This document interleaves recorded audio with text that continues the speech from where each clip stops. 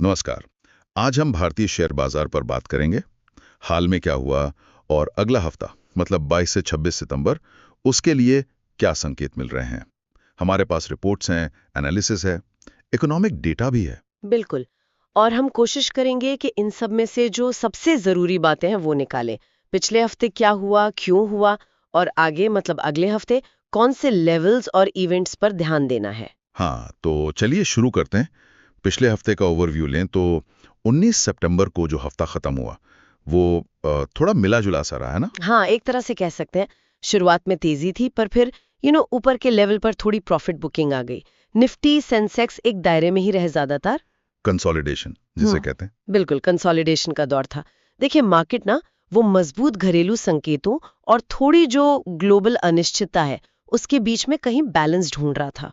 पर अच्छी बात यह थी कि मैक्रो आंकड़े काफी सपोर्टिव थे। अच्छा, जैसे जैसे वो जीडीपी ग्रोथ का आंकड़ा आया काफी दमदार था और महंगाई भी मतलब थोड़ी बड़ी जरूर पर अभी भी कंट्रोल में ही है। तो उसने बाजार को एक बेस दिया। ठीक है। तो ये जो मिला जुला प्रदर्शन रहा, इंडेक्स ने आखिर में किया क्या? निफ्टी सेंसेक्स कहाँ बंद हुए? देखिए, निफ्टी हफ्ते के आखिर में लगभग 25,300 के पास बंद हुआ। सेंसेक्स भी 82,000 के आसपास ही था और खासकर फ्राइडे को 19 तारीख को उसने अपनी सुबह की बढ़त गंवा दी थी। लेकिन यह भी है कि हफ्ते के शुरू के दिनों में मजबूती थी। निफ्टी 25,100 के ऊपर टिकने में कामयाब रहा था, जो एक अहम लेवल है। और बाजार की इंटरनल हेल्थ कैसी थी? मतलब सिर्फ बड़े शेयर चल रहे थे या ओवरऑल पार्टिसिपेशन था? वो एक इंटरेस्टिंग पॉइंट था। हफ्ते के बीच में एक दिन ऐसा था जब निफ्टी 50 के 50 में से 42 शेयर हरे निशान में थे। अरे वाह। 42। हाँ, तो ये दिखाता है कि मार्केट की ब्रेड्थ मतलब चौड़ाई अच्छी थी, कम से कम उस वक्त। लेकिन दूसरी तरफ एफआईआईज थे। हाँ, विदेशी निवेशक, उनका क्या रुख रहा? उनका रवैया थोड़ा ठंडा ही रहा। अगर आप महीने की शुरुआत से देखें तो कैश सेगमेंट में उनकी नेट सेलिंग ही दिख रही है। अच्छा। हाँ, पर अच्छी बात यह है कि डीआईआईज यानी हमारे घरेलू संस्थागत निवेशक वो लगातार खरीदार बने हुए हैं, तो वो एक तरह से बाजार को संभाल रहे हैं। ये एफआईआई और डीआईआई का जो अलग अलग फ्लो है, ये काफी अहम पॉइंट है। अच्छा, इकोनॉमिक फ्रंट पर आते हैं। हाँ आपने जीडीपी और महंगाई का जिक्र किया। क्या थे वो आंकड़े? जी, दो मेन आंकड़े आए। पहला तो अगस्त का सीपीआई इन्फ्लेशन मतलब खुदरा महंगाई, वो थोड़ी सी बढ़कर लगभग 2.07% पर आई सालाना। 2.07%? ये तो अभी भी काफी कम है वैसे। हाँ, ऐतिहासिक रूप से देखें तो बहुत कम है।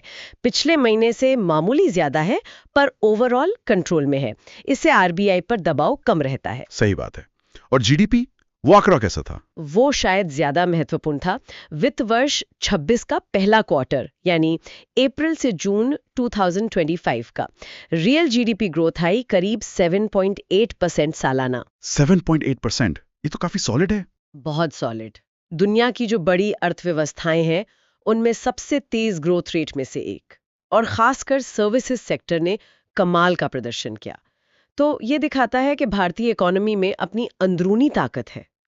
तो ये दोनों आंकड़े मतलब कम महंगाई और अच्छी ग्रोथ, ये मिलकर इक्विटी मार्केट के लिए एक अच्छा माहौल बनाते हैं। समझ गया, फंडामेंटल्स तो मजबूत लग रहे हैं। अच्छा, अब सेक्टर्स की बात करते हैं। कहाँ एक्शन ज्यादा था? कौन से सेक्टर चमके, कौन से थोड़े सुस्त रहे? हफ्ते के शुरुआत में फाइनेंशियल्स ने और कुछ मिड कैप्स ने सहारा दिया था, लेकिन बाद में खासकर जो साइक्लिकल या कमोडिटी वाले शेयर हैं उनमें मुनाफा वसूली दिखी। अच्छा, और सबसे ज्यादा तेजी कहाँ थी? हफ्ते का स्टार रहा डिफेंस सेक्टर, करीब 7% की तेजी। 7%? हाँ, आईटी सेक्टर में भी अच्छी रिकवरी आई, वो भी करीब 4.3% ऊपर था। मेटल्स भी ठीक रहे, लगभग 2% मजबूत हुए। ऑटो और मेटल्स में ओवरऑल ट्रेंड मजबूत ही रहा। और दबाव कहाँ था? आईटी में रिकवरी तो आई पर ओवरऑल थोड़ा दबाव में ही था। एफएमसीजी भी थोड़ा सुस्त रहा। ठीक है, तो डिफेंस में ये 7% की उछाल काफी ध्यान खींचने वाली है। चलिए अब ये समझते हैं कि ये जो उतार चढ़ाव हुआ पूरे हफ्ते, इसके पीछे मेन ड्राइवर्स क्या थे, क्या वजह थी? देखिए, कई चीजें एक साथ काम कर रही थी। पहला तो जैसा हमने अभी बात की, अपनी घरेलू मैक्रो इकोनॉमी की मजबूती, अच्छी जीडीपी, कंट्रोल में इन्फ्लेशन, इसने एक फंडामेंटल सपोर्ट दिया। और ग्लोबल फैक्टर्स, उनका कितना असर था? ग्लोबल संकेतों का भी रोल था, खासकर सेंटिमेंट पर। एक तरफ तो ये उम्मीद बनी हुई है कि यूएस फेड आगे चलकर ब्याज दरें घटाएगा हाँ, और दुनिया भर में लिक्विडिटी भी ठीक-ठाक है, तो इससे रिस्क लेने की क्षमता बढ़ती है, जो हमारे जैसे उभरते बाजारों के लिए अच्छा है। लेकिन दूसरी तरफ ग्लोबल अनिश्चितता भी तो है। कभी कोई जियोपॉलिटिकल टेंशन, कभी किसी और देश की इकोनॉमी की चिंता, तो वो मार्केट की बढ़त को लिमिट भी करती रही। एक तरह की खींचतान थी। समझ गया। तो घरेलू ताकत बनाम वैश्विक चिंताएं और अपने घर में एफआईआई फ्लो के अलावा? हाँ, एफआईएस की बिकवाली तो एक फैक्टर थी ही। उसके अलावा सेक्टोरल खबरें, जैसे डिफेंस की बात की हमने, या आईटी में कुछ चल रहा हो, और एक तकनीकी कारण भी था। मार्केट काफी तेज भागा था हाल में, तो थोड़ी थकावट, थोड़ा कंसोलिडेशन, वो स्वाभाविक भी था। ठीक है, तो ये हो गई पिछले हफ्ते की कहानी। अब आते हैं टेक्निकल लेवल्स पर। चार्ट्स क्या कह रहे हैं? निफ्टी के लिए कौन से लेवल बहुत क्रिटिकल हैं अगले हफ्ते? टेक्निकल नजरिए से देखें तो नीचे की तरफ निफ्टी के लिए एक अहम सपोर्ट जोन है 25,000 से 25,100 का। ये एक तरह का शॉर्ट टर्म डिमांड जोन है, मतलब यहाँ खरीदार एक्टिव हो सकते हैं। 25,000 से 25,100। ओके। हाँ, और इसमें भी 25,108 से 25,150 का एरिया खास है। पहले भी मार्केट ने यहाँ सपोर्ट लिया है। अगर ये टूटता है तो फिर थोड़ा दबाव बढ़ सकता है। और ऊपर की तरफ रुकावट कहाँ है? रेजिस्टेंस? ऊपर जो इमीडिएट रेजिस्टेंस है वो 25,600 से 26,000 के जोन में है। इसमें 26,000 का लेवल बहुत अहम है। साइकोलॉजिकल लेवल भी है। हाँ बिल्कुल, साइकोलॉजिकल भी है और टेक्निकल भी। अगर निफ्टी इसके ऊपर टिक जाता है ना, मतलब निर्णायक रूप से, तो फिर मार्केट में एक नया मोमेंटम आ सकता है। उससे पहले 25,500 से 25,681 का एक छोटा सा रेजिस्टेंस बैंड भी है। तो मोटी बात, 25,000 नीचे और 26,000 ऊपर, ये रेंज है। हाँ, कह सकते हैं ये की लेवल्स हैं। और जो टेक्निकल इंडिकेटर्स होते हैं, आरएसआई, मैकडी, वो क्या संकेत दे रहे हैं? यहाँ थोड़ा मिला जुला सीन है।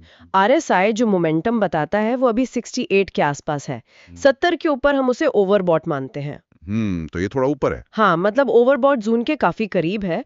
तो ये इशारा कर रहा है कि भाई थोड़ी थकान है, थोड़ी प्रॉफिट बुकिंग या कंसोलिडेशन हो सकता है, जो हमने हफ्ते के अंत में देखा भी।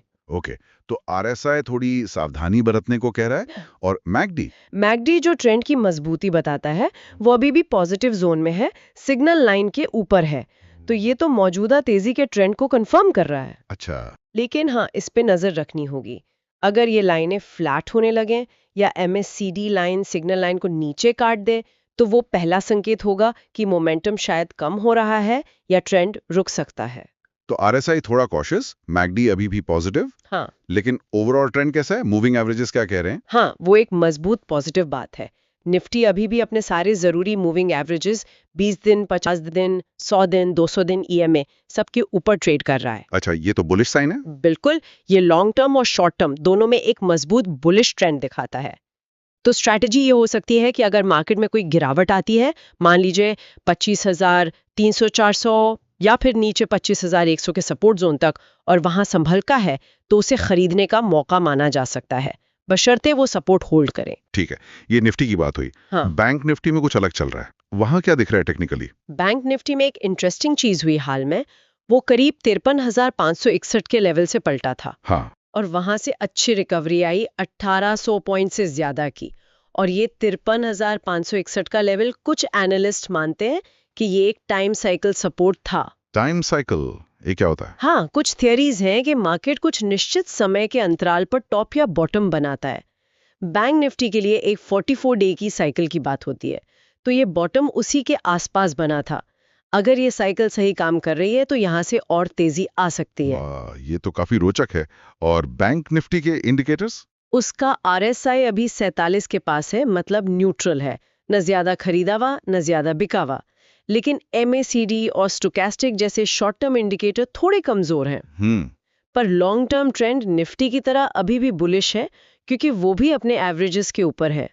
नीचे सपोर्ट देखें तो 55,000 से 54,800 का जोन अहम है, और ऊपर रेजिस्टेंस 56,500 के आसपास हो सकता है। और मार्केट ब्रेड्थ, जिसकी हमने शुरू में बात की थी, अगले हफ्ते उस पर कैसे नजर रखें? ब्रेड्थ देखना अगले हफ्ते और भी ज्यादा जरूरी होगा। क्या मिड कैप और स्मॉल कैप वापस चलना शुरू करते हैं? अगर हाँ, तो ये मार्केट की ओवरऑल हेल्थ के लिए अच्छा है। और अगर नहीं? और अगर सिर्फ बड़े शेयर ही चलते हैं और बाकी मार्केट सुस्त रहता है, मतलब लीडरशिप कुछ ही स्टॉक्स तक सिमट जाती है, तो वो एक वार्निंग साइन होगा, फिर थोड़ा सावधान रहना चाहिए। बिल्कुल सही कहा। चलिए अब आते हैं सबसे अहम सवाल पर। अगला हफ्ता 22 से 26 सितंबर क्या लग रहा है?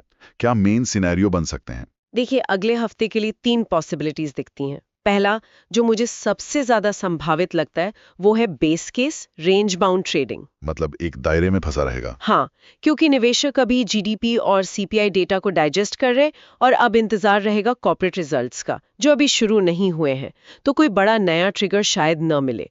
ऐसे में निफ्टी 24,700 नीचे और 25,800 ऊपर इस ब्रॉड रेंज में रह सकता है। इस रेंज में मौके कहाँ बन सकते हैं? इस दौरान कंजम्पशन और आईटी जैसे सेक्टर्स में स्टॉक स्पेसिफिक एक्शन दिख सकता है, मतलब अच्छी कंपनियों को चुनकर उनमें निवेश किया जा सकता है। ठीक है, ये हुआ बेस केस। अब अगर बाजार तेजी पकड़ता है तो बुल केस क्या है?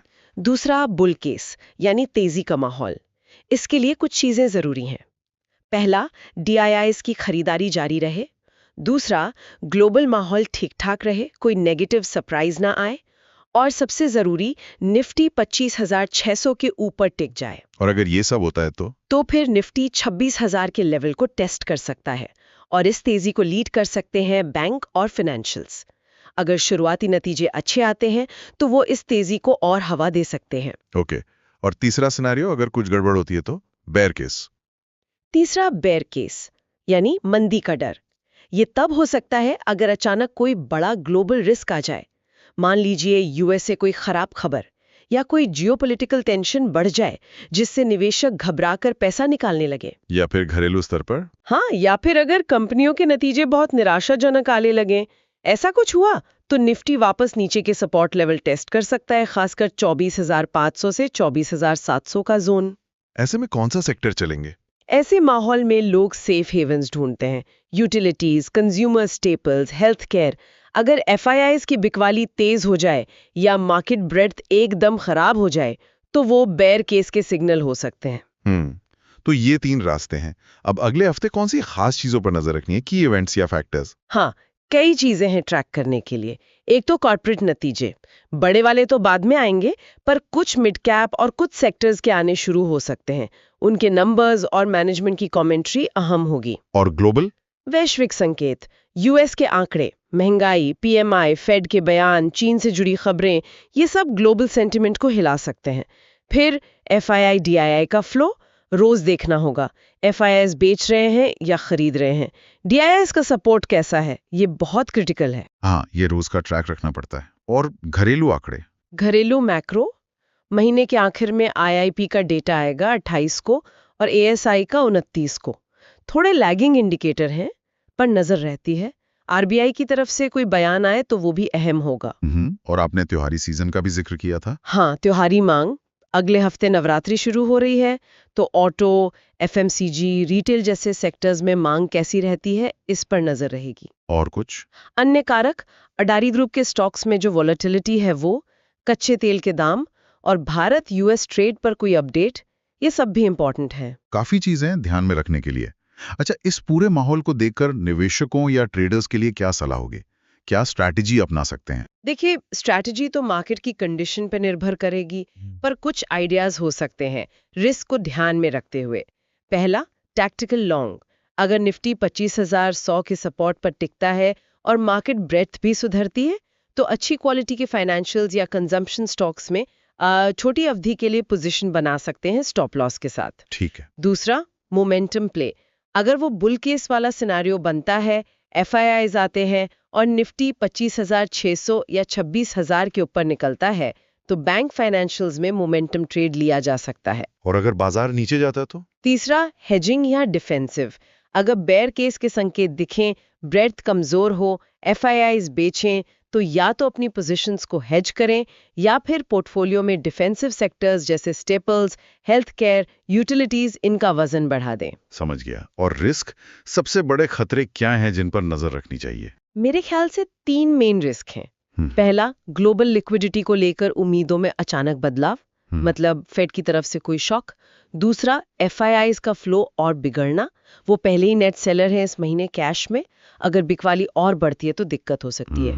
और तीसरा कंपनियों की तरफ से आय को लेकर बहुत ज्यादा नेगेटिव गाइडेंस आना या किसी बड़े सेक्टर से अचानक कोई बुरी खबर, ये सेंटिमेंट को तेजी से बिगाड़ सकती हैं। बिल्कुल। तो अगर अब पूरी बात को समेटें तो ऐसा लग रहा है कि इंडियन मार्केट अभी एक बैलेंस बनाने की कोशिश कर रहा है। डोमेस्टिक फंडामेंटल्स मजबूत हैं, पर ग्लोबल चिंताएं और थोड़ी टेक्निकल थकान भी हैं। 25,000 नीचे और 26,000 ऊपर, ये निफ्टी के लिए अगले हफ्ते के की लेवल्स रहेंगे। हाँ, बिल्कुल सही कहा आपने। मार्केट एक तरह से चौराहे पर है।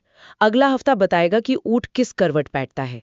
ये FII, DII flow, global cues और शुरुआती नतीजों पर बहुत कुछ निर्भर करेगा। टेक्निकली सेटअप अभी भी बुलिश है, एवरेजेस के ऊपर है हम, पर आरएसआई जैसे इंडिकेटर थोड़ी सावधानी का इशारा कर रहे हैं।